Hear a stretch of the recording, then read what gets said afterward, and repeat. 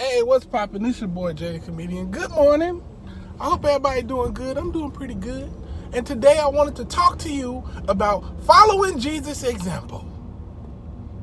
Because this is something that the Jehovah Witnesses really put a lot of emphasis on. But not enough.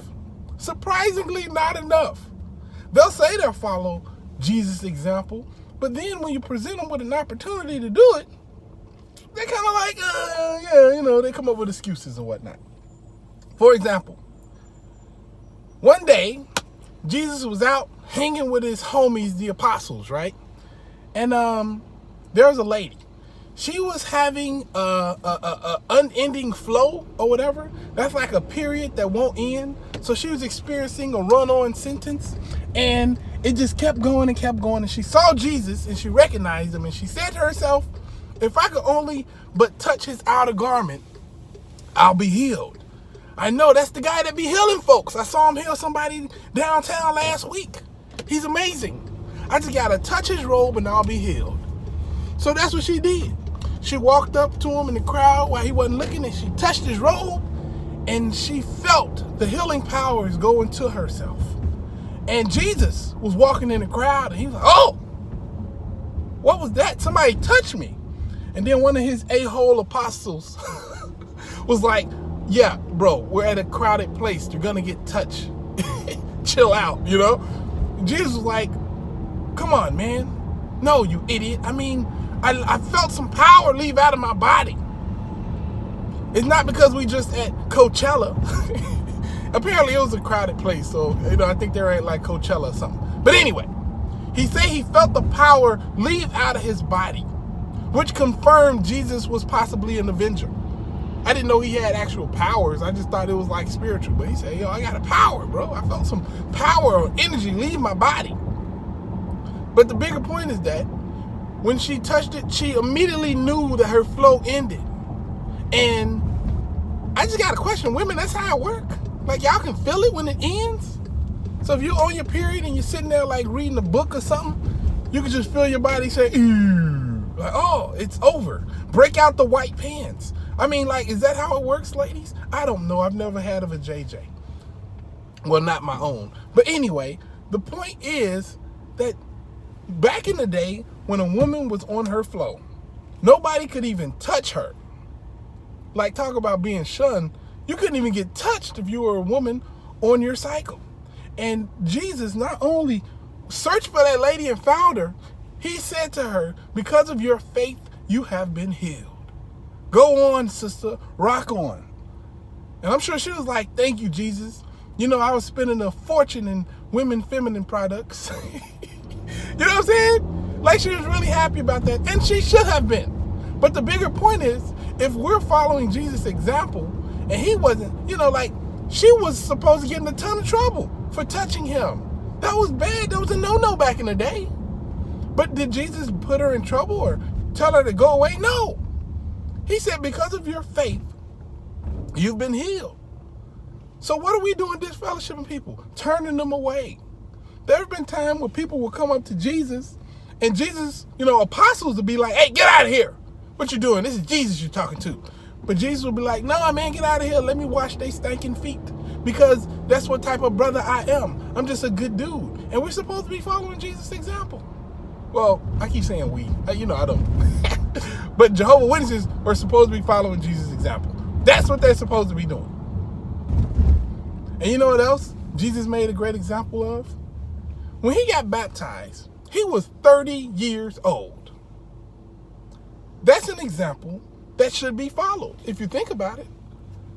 I'll trust any 30-year-old to make a lifelong decision. Because at 30, you did your teens, you've been through your young, crazy 20s, and by the time you're 30, you're ready to make a life decision, I believe. 30 is a good age to get married. 30 is a good age to buy a house or something, to get like a 30-year mortgage. 30 is a good age to, if you want to make that decision, that's the age of the decision. Most people, they get this fellowship in their teens and their 20s. Because you're not following Jesus' example, right? There should be legislation in the Jehovah Witness organization preventing people from getting baptized until they're 30. Even your governing body, Tony Morris, tried to blackmail children around 16 years old to get baptized. Oh, you're not ready to get baptized, but you're ready to drive? Explain that to Jehovah, or explain that to heaven. Whatever he said, he's an idiot. Because at 16, Jesus wasn't even ready to get baptized. Are you kidding me? That's like me saying, hey, if you don't make your varsity team your freshman year in high school, well, don't look to go into the NBA because it'll never happen. Are you kidding me? Michael Jordan didn't make his varsity team his freshman year, and he's the greatest basketball player to ever exist. So I'm saying, if you're going to follow his example, follow his example. But the reason for them wanting people to get baptized so young, it isn't because they want, somebody's able to make a lifelong decision at 9. It's because they want you locked into the religion. And they're really not concerned with following Jesus' example, only if it's convenient for them. If it's convenient to the cult stuff that they're trying to push, then yeah, sure, we'll follow Jesus' example. But if it's not, then it's not. Jesus didn't shun anybody. Not only didn't he shun them, he embraced everybody. And also, he washed people's feet. I ain't got my feet washed by nobody. When I'm gonna get my toes washed? They need to be washed too, like a mug. I don't have the greatest feet in the world. But then at the same time, there's other people who say well, God saved me. And you gotta ask yourself, did he really save you? Like, there's this one lady who I talked to the other day, very sweet lady, and I really appreciate her leaving a comment. But she said, how do you know that God don't exist? Because I know he exists. Because there was a time when I was really sick and my organs was starting to shut down, and the doctors told me that they'd done everything that they could do for me. And then, she was just supposed to die. But miraculously, she healed. She didn't die at all. Her body healed up and she got stronger and stronger. And the doctors told her, we think whoever God you pray to healed you and saved you, because we didn't think you were going to come out of that. We weren't sure. And somehow, miraculously, you pulled through. So she said, you can't tell me God don't exist, because it was God who saved my life. And I have to ask her, what's your proof? And if it was God that saved you, which God was it? Was it Allah? Was it Buddha? You know what I'm saying? Was it the Easter Bunny? I don't know. Which God was it? Because there's a bunch of gods. And if we're being really, really serious, how do you know it wasn't Satan the devil? How do you know that it wasn't Satan that saved your life? Can you explain that to me? Because he has the power to. He's an angel. Jesus had the power to. A lot of people apparently have the power over death. That's in the spiritual world, It's not like, there's nowhere in the Bible where it says only God can bring back the dead, Like, real talk.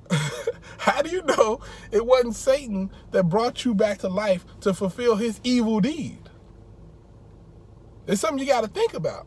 It's something you really got to think about, because a lot of people will just say random stuff and you don't have any way to prove it. Now, I get faith. I know how it works. But at the same time, it has to make sense to me. If it doesn't make sense, I can't really get behind it. That's one of the reasons I can't be a Jehovah Witness no more. Too many things just don't make sense. Like, if you ask them, well, why do you allow people under 30 to get baptized? Explain that to me. Explain to me in good detail how a 9-year-old can make a lifelong decision. Explain that to me. And then explain to me, who did Jesus disfellowship?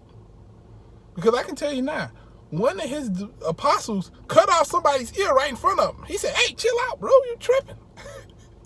He didn't disfellowship him. He didn't stop kicking it with him. One of his apostles snitched on him to the soldiers to be murdered. He didn't stop kicking it with him. One of his apostles denied that he even knew Jesus. I don't know that, brother. I don't want no smoke with y'all. That man was doing that on his own.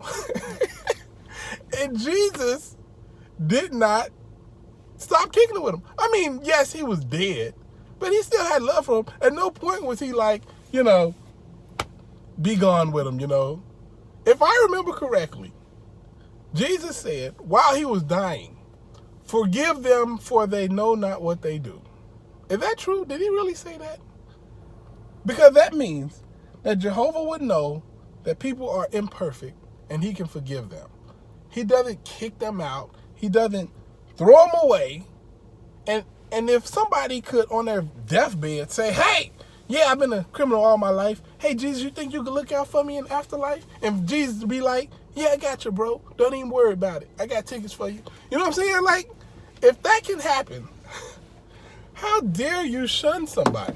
How dare you hold that over somebody's head and keep them inside the religion by basically threatening them with that, I don't know. I'm on one this morning, and I'm in the parking lot, so I'm not going to work, but I still wanted to talk to y'all. All right? Holla at your guala. Deuces.